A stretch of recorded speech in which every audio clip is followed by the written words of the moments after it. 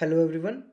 So in the last video we discussed about how we can create a Spring Boot project, and we had also understood how we can run that application. In that video we had run the application with the help of the IDE. We had just clicked on this button and we ran the application. We started the application. Now, in case we do not want to use the IDE to run the application, then how can we deploy our application or run the application using the terminal itself? So we'll discuss in this video how we can use the jar file to deploy the application or to run the application. So I will go to the terminal now. Now I'm at the location where my project exists on the system. Then first we need to build the project and build the jar file for that. So for that we'll use the mvn clean and package command. So I will hit enter now. So mvn clean will clean the target folder and the package will create the jar file. So you'll get output like this, and at last you will see something like this: building jar and the jar file name. So let me clear the screen first. So we know that in the target folder, now you know that the jar file exists in the target folder. So let me do ls inside the target. So you would see this learn spring boot and the version and .jar file. So we will use this particular file to run our application. Please be cautious that there would be some another file similar to this that will have jar.original extension, but we need to use this particular file which has only .jar extension, not this jar.original extension. So we will use this particular file. So to run the application using this jar file, I'll copy this particular name and I will use java -jar and this particular file name. So because this is inside the target folder, so I'll give the entire path for this, and I am one level up than the target location. So I'll give this particular command. So this is the same command using which we can run any of the jar. So I'll hit enter now. So as you can see, this is the same response which we had seen in the previous video as well, where we had learned about the creation of the Spring Boot project and we had run that using the IDE options. So the application is started. So let's verify this using the Postman. So I'll go to the Postman now and I'll hit this health API. So let me show you that API as well. So in this health controller, this was the API and this has the path /health. So this should return this service is healthy. So I'll go here and I'll just hit send. Then as you can see, the service is healthy. It means the service is up now.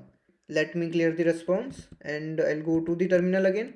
But the drawback for this way of running the application is that all the response or all the logs are coming on the terminal, and as soon as I will be closing this particular tab, terminal tab, so the application will be stopped.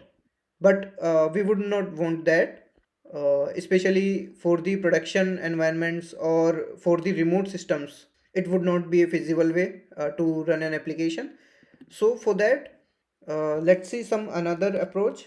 So I'll just type the control C to close this particular process. So after typing the control C, so this will be closed and the application will be stopped. So let's verify that again. If I go to Postman now and if I hit send button, so you will see the connection is refused.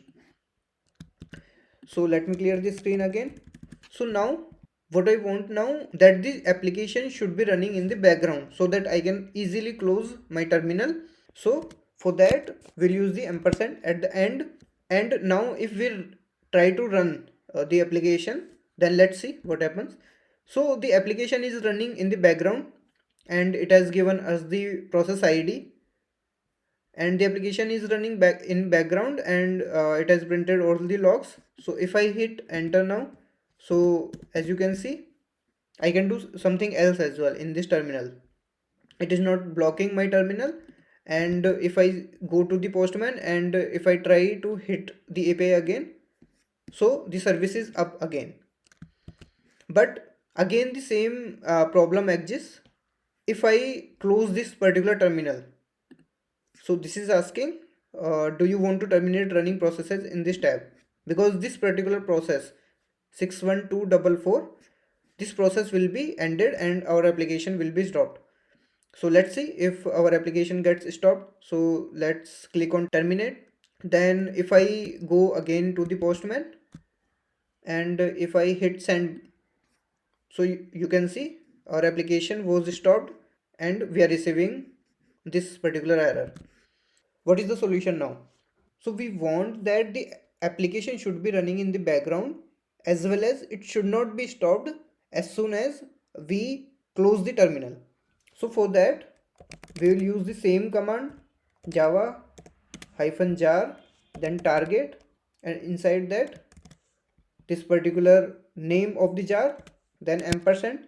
But along with this we'll use one more command here. We will include one more command here, which is nohup. So this will make sure that the application, this ampersand will run the application in background, and this will make sure that the application will not be stopped even if we close the terminal.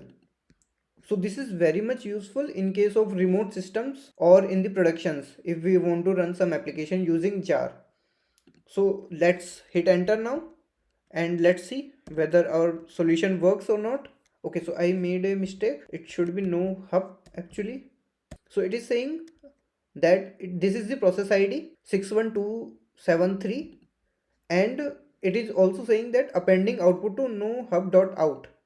It means it has created one no hub.out file at the place where I just ran this command, and all the output related to startup, so that is going to this particular file. So I will hit enter now. As you can see, nothing is printed here like in the previous approaches.